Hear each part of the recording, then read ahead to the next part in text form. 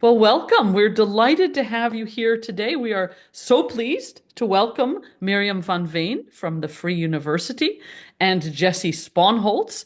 And both of them are the editors of a new book, a recent book. Jesse, do you want to hold up the book so everyone can see it? There we are. So, Dutch Reformed Protestants in the Holy Roman Empire around 1550 to 1620. And it is a recent publication that we want to be able to present to our audience and discuss some of the themes. So, Jesse and Mirjam, first of all, welcome. We're glad you're here. We'll let you introduce yourselves briefly as we go to the first question. And I was just going to start by asking about the genesis of this project. So, maybe Jesse, if you want to start in response to that. Sure. Thanks. I can start telling the story, and then Miriam can tell her version. Of, this is a rather than an edited book. This is actually a co-authored book. So the labor was really required us to collaborate in ways that very few authors get a chance to do. We had known each other through the 16th Century Society, sort of informally and professionally for some years. A colleague of ours at the University of Toronto had Nick Terpstra had organized a conference at the University of Toronto some years ago, or no, sorry, at the Renaissance Society of America some years ago in Montreal, and and both Miriam and I had applied for that to join that panel series, and, and neither one of us go to the RSA, as experts call it, all that often. But we were attracted to go to this conference specifically because of the panel series on refugees in the early modern period. So we both showed up and we submitted as individual authors, and then Nick and his collaborators put us together in a panel, and we arrived in Montreal for a panel. And I was at the time imagining a second book that would be about the impacts of the refugees on the Reformation in general, in a broad general overview, a book that I've never written, and was presenting on some new ways of thinking about some research that I'd done for my first book, and I presented on a series of pastors and church leaders in the city of Wesel, which was the subject of my first book, Tactics of Toleration, and I was talking about the ways in which these church leaders did not meet the sort of model of devoted, zealous, reformed Orthodox Calvinists that one might expect if one were to have read a lot of the scholarship, including that of the well-known scholar Heiko Obermann, who wrote about the role of Calvinism in the Reformation really influentially. And so I was really talking about how when you look on the ground, the experiences of these ordinary people, these ordinary pastors and elders, didn't look at all like one would expect from the scholarship of Obermann when you look at Wesel. And so I then finished my talk and I sat down, and then Mirjam van Veen gave her talk, and I'll let Mirjam carry on the story from there, if you would, Mirjam. Yeah, because I was talking about libertines in the Low Countries some 20 years later, so in the 50s, 70s or something like that. And these, to our surprise, turned out those libertines and Jesse's refugees, those turned out to be the same people.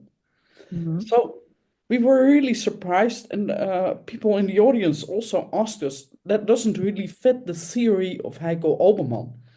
And uh, then we walked out of the room, and we said we should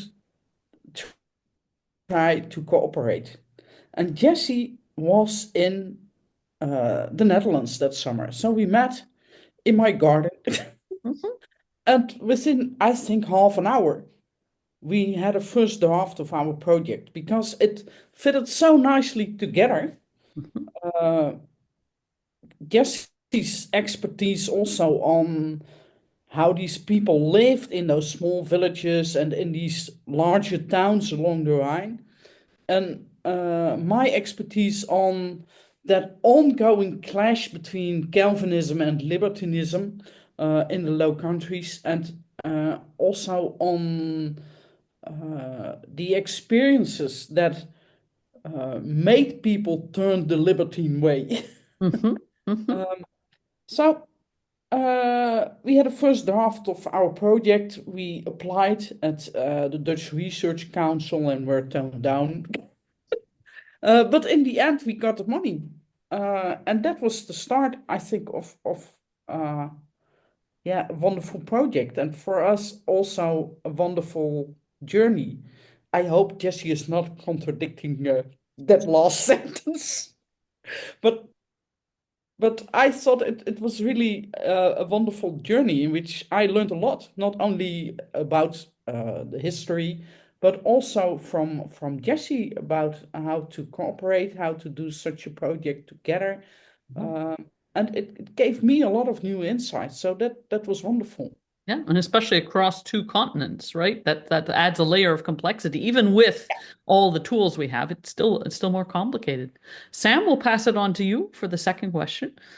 Yeah, I think that answer really transitions nicely to my question. As I was reading the book, I found it really helpful that this book goes beyond the historiography of Obermann, who argued that Calvinism provided exile theology that helped Reformed exiles thrive. And I think that's a really cool contribution. Could you explain how you do that and also elaborate on how other reformers like Bullinger, Melanchthon influenced these refugees other than Calvin? Yeah, it might also be important to say that I now and then feel a little bit ingracious because we are indeed critiquing Heiko Obermann. At the same time, he has been the starting point for so many scholars. And he really offered new insights. And although we contradict him every now and then, we use his insights because he offers sort of starting point, and he was really at the start of a new wave of research of scholarship on Calvinism and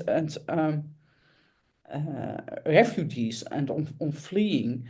And as I said, what we found to our own surprise was that many of those refugees weren't staunch Calvinists at all, but that they were willing to accommodate, that they were willing to negotiate, and that they were every now and then also looking for common ground, and that those libertines in the Low Countries in Utrecht, for example, took the mixed liturgy that was now and then used in those regions along the Rhine as an example.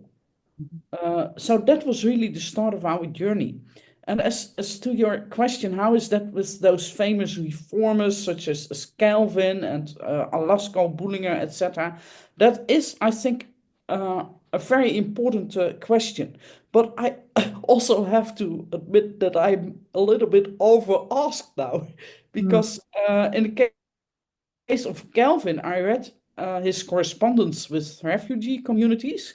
And in that case, I'm sure that he often urged for accommodation, that he often warned those refugees, hey, turn down a little bit. uh, and that he often urged them, you are in a Lutheran environment and you should be aware that those Lutherans are your hosts and you should behave like guests. And he was really annoyed by those reformed refugees in Frankfurt, for example, that were really, I don't know the English word, draufgänger. Yes. Uh, Hard line. Yes. yeah, the hardliners. Yes, thanks. So, and he also blamed them when it came to closure of the Reformed Church, that they also had to blame themselves for that because they were that unwilling to accommodate to their Lutheran hosts.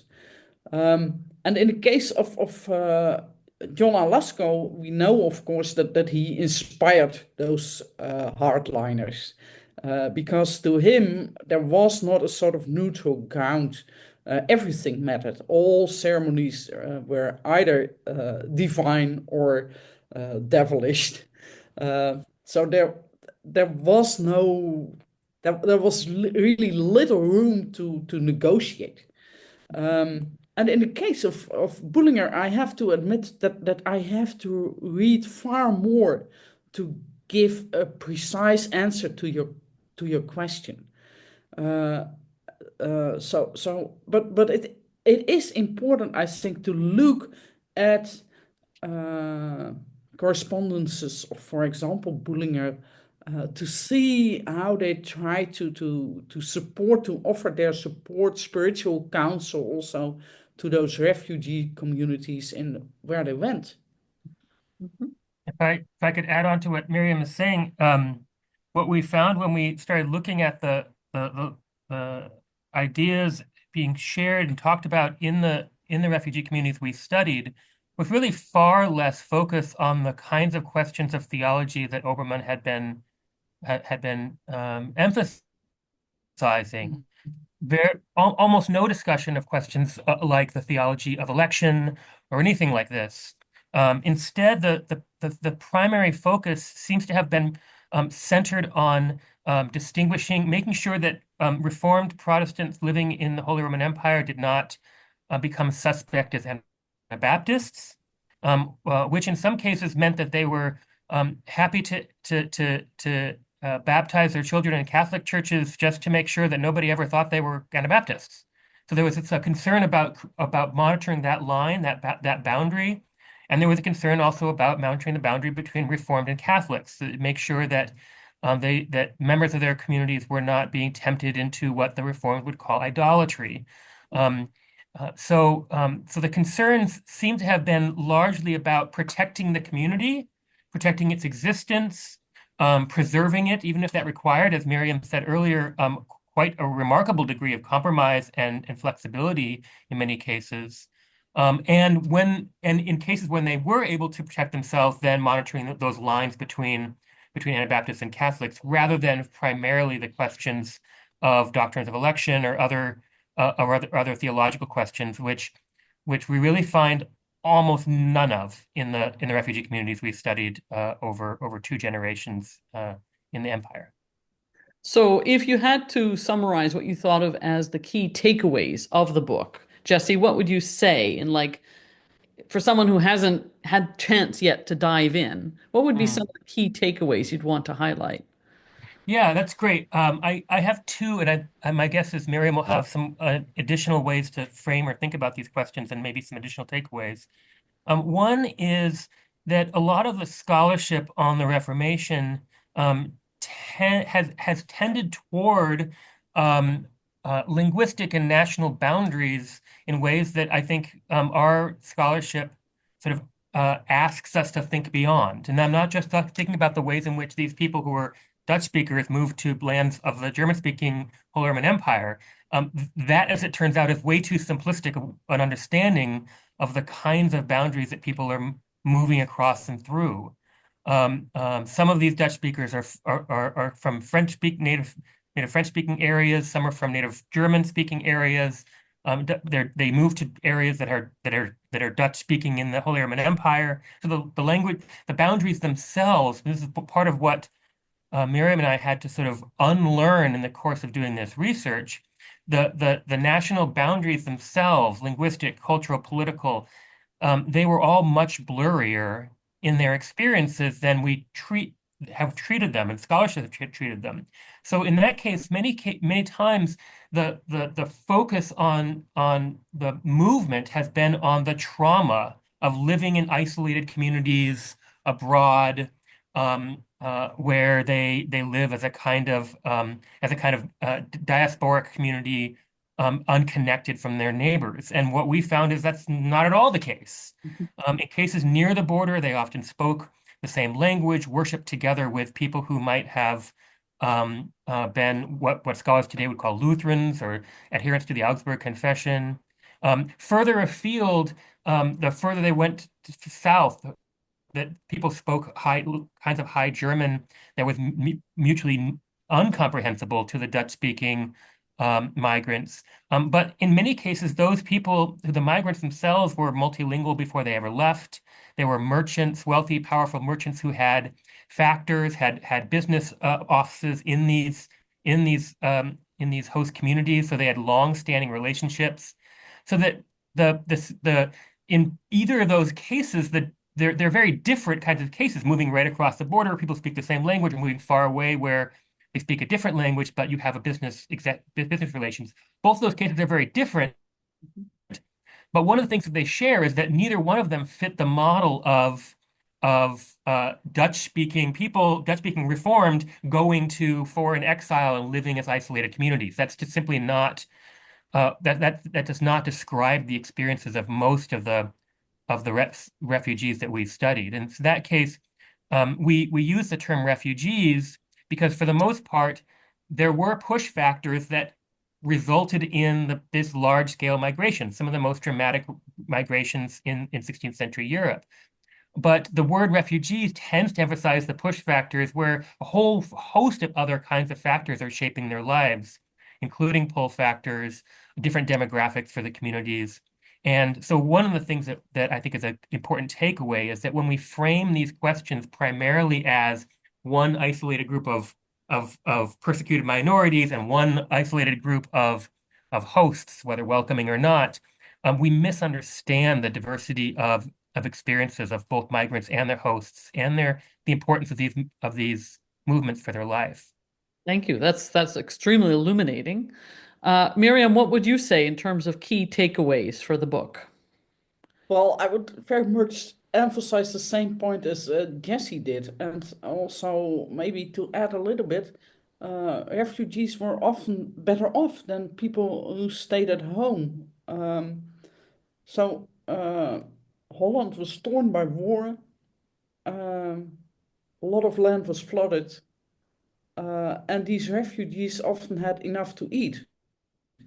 And they sat there in tranquility, and they didn't have a reason to return. So the majority of them never returned. So yeah, that's, I think, really a key takeaway of our book, the complexity of that movement, of motives to flee, of people who fled. And it really mattered from how people made their decisions. So whether they were rich or poor, whether they had to leave in haste or whether they were able to prepare their flight. But it would be nice also, I think, one day to investigate how people at home perceived the leave of so many people. Yep. Yep. Yeah, and I wonder whether part of what's happening here is that the historiography of religious refugees, particularly done from a confessional perspective, has emphasized in the past, before your work, right, the heroic person who kind of takes this big leap of faith and lives in isolation from the rest. I've done some work, obviously, on the English nonconformists, especially, and who ended up in the Netherlands.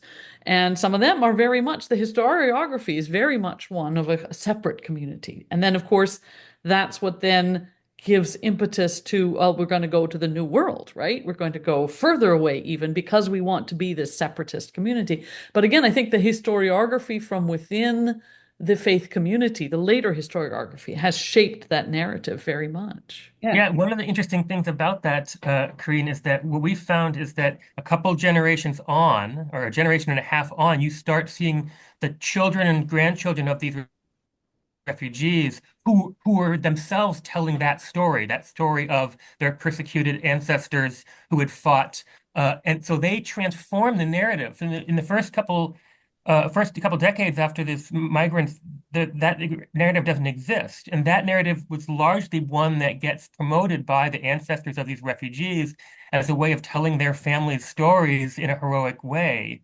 And then later historians, secular scholarly historians, end up picking that story up through confessionalized historians of the 19th century. But it's really because of that memory culture that gets created really in the 1620s, 1610s, that this transformation begins to take place. Yeah. And it fits nicely with a certain picture also of Calvinism, I think. Yeah. So Calvinism is always described with terms like militant, hardliner, or doctrinal, etc. And it's never described as flexible. Mm. uh, people willing to accommodate to the context in which they live, able to organize their church in different contexts. So it fits nicely with a certain picture of Calvinism, but it need not be true. Yes, absolutely. Sam? I think that sort of theme of integration and separation really interesting. And you folks talked more about like how different communities blurred social distinctions. And I think that's a really big contribution.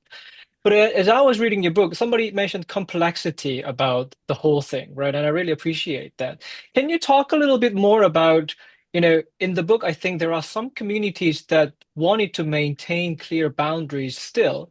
So could you give me some examples of which groups are blurring social distinctions, others maintaining clear boundaries, and what factors influence whether they chose integration or separation?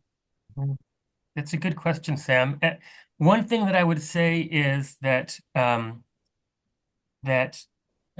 all of these chapters in all of these communities, we studied 11 different host communities up and down the what we call the Rhine River watershed. So from Kleve, right near the border of eastern Brabant and Gelders, all the way to the Pfalz, the Palatinate, in the Upper Rhine area. And one of the things that's clear is that all of them entailed certain kinds of compromises. All of them required, well, maybe with the exception of Frankenthal, all of them required some kind of integration and some kind of, it wasn't that some communities required compromise and others didn't, it's that the kinds of compromises that were required in each community were different. And the kinds of integration that happened in each community were different, and the kinds of separation were different.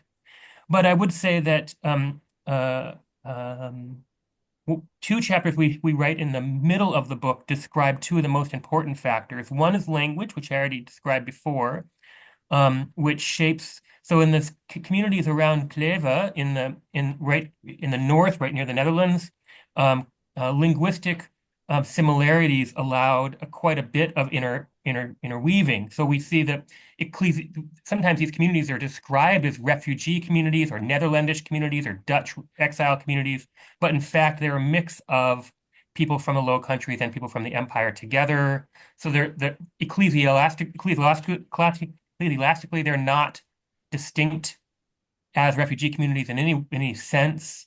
They live mixed with their neighbors. They have support from locals as well as foreigners. So the kind of blending that's happening there is a kind of linguistic, cultural, ecclesiastical blending. Whereas further afield in Frankfurt, for instance, or Cologne, you get linguistic boundaries defining the separate congregations, and generally people who from the Netherlands living in more isolated communities in neighborhoods. So that's one of the ways in which we see a factor shaping it. The other factor that we describe in chapter 2 is the ways in which the law is applied, constitutional law as it applies to religious politics is applied in the various communities. And in this case, the independence allowed by imperial cities, Reichsstädte, in the empire meant that there was more freedom for magistrates to define ecclesiastical policy, and relative to the adherence to the Augsburg Confession, and in places that were territorial cities with a prince who governed those. They were then the host communities were more shaped by the ecclesiastical politics of that prince. And so how the Peace of Augsburg from 1555 applied what it meant to be adherent to the Augsburg Confession, which version of the Augsburg Confession Reformed were willing to sign, or many Reformed were willing to sign one of them, but not others. These questions were really applied differently in different places depending on how they fit into the empire. So constitutional questions on one hand and linguistic questions on the other played a really important part in shaping levels of integration or uh, or marginalization or in these communities. And maybe a small addition, Jesse, we didn't discuss that before, but it comes to my mind right now. Maybe also leadership. Mm-hmm. So in the case of Frankfurt, we had Alaska, of course, who insisted on a staunch reformed boundary Mm-hmm. or on described reformed boundaries. That might also have been a factor. Yeah, and then after Alaska, then Jasper van der Heijden Yeah, and Petrus Dathén end up disagreeing about some of these boundaries and end up yeah. their disagreement ends up continuing to the further fracturing of the community. Yeah. Yeah.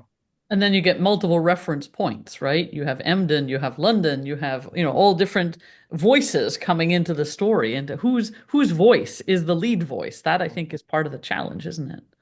Yeah, and what they did, that comes back to Sam's question, in fact, about Bullinger's and Calvin's influence, etc.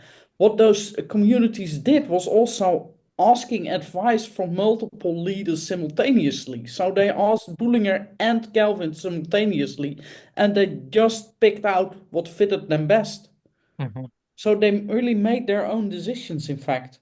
Yeah, that's right. So that local autonomy and local decisions end up shaping, rather than a single leader becoming the voice for these communities, the way that emerges in other locations. Really, local autonomy ends up guiding these communities quite remarkably, so that there's no voice we can turn to find the authoritative statements on any number of questions. Oh, this is so helpful. As we sort of start to draw to a close, I'd like to give you each a chance if you'd like to talk about your current projects, what you might be working on next, because that's always interesting for people to think about as well. So I don't know, Mirjam, do you have want to say anything about your current research projects or areas you might like to go into next? Yeah, but this was really a fascinating project. Also, cooperation with Jesse. Jesse even helped me out during my long COVID project or during my long COVID time. That was really the time that I experienced how much it matters that you have colleagues that offer so much support. So that was really wonderful. Yeah. Uh, my current project is on religious debates.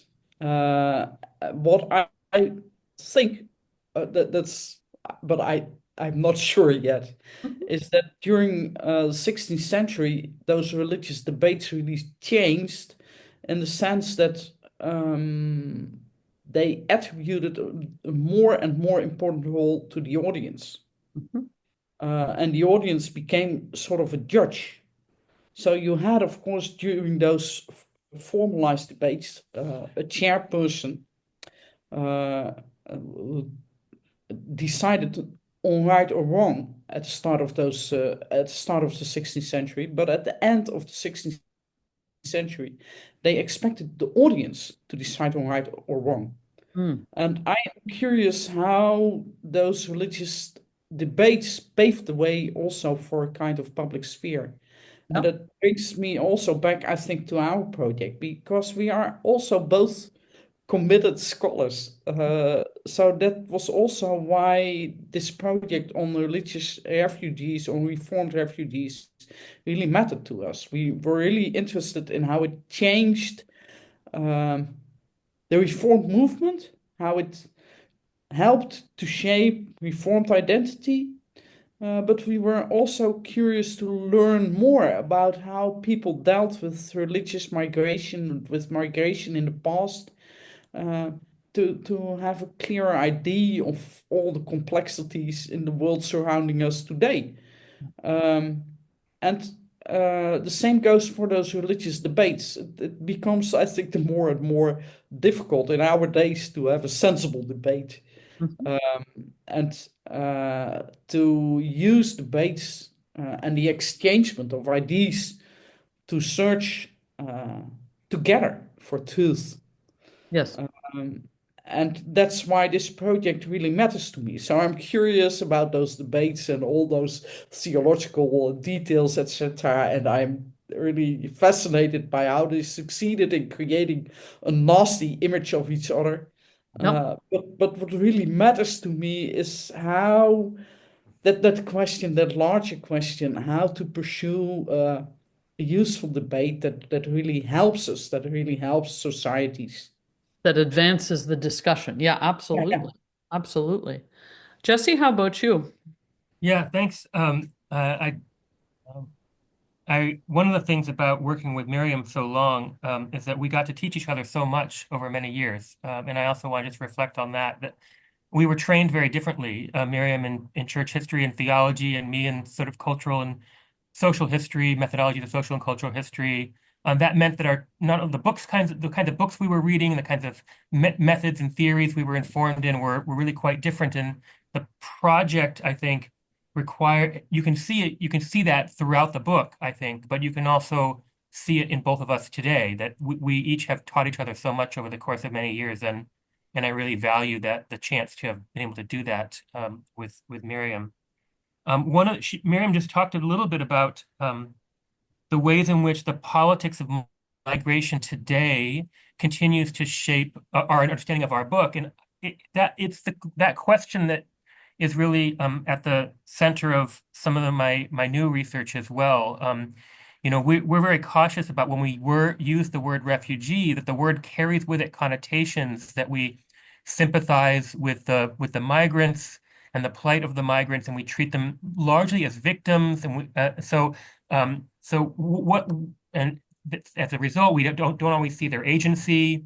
And so our research is trying to sort of appreciate and the agency of the migrants, appreciate the diversity of kinds of experiences, the diversity of forces shaping their lives, where they are and aren't exerting agency.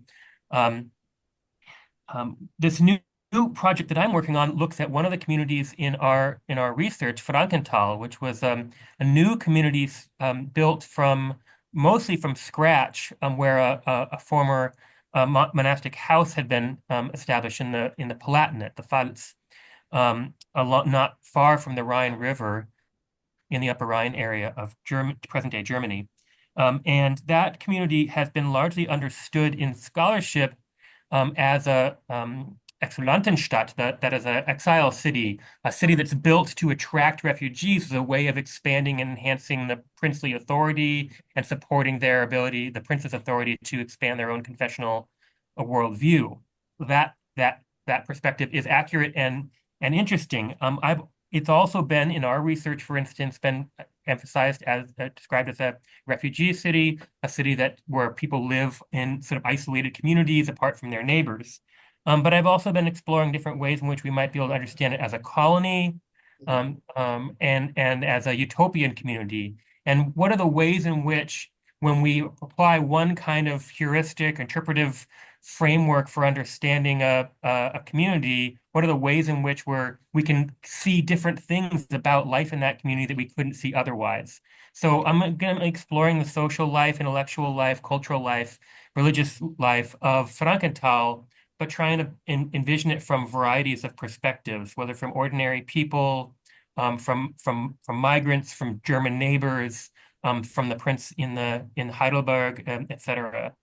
So that's the project I'm working on right now. I think that's fantastic. And it's so great to see how the project that the two of you worked on gives you then springboards for your further research, right? And as you said, learning from each other, not just in terms of, content, but also approaches, different skill sets and so on that you brought to this project. So we're so pleased that we had this chance to talk over with you about this book.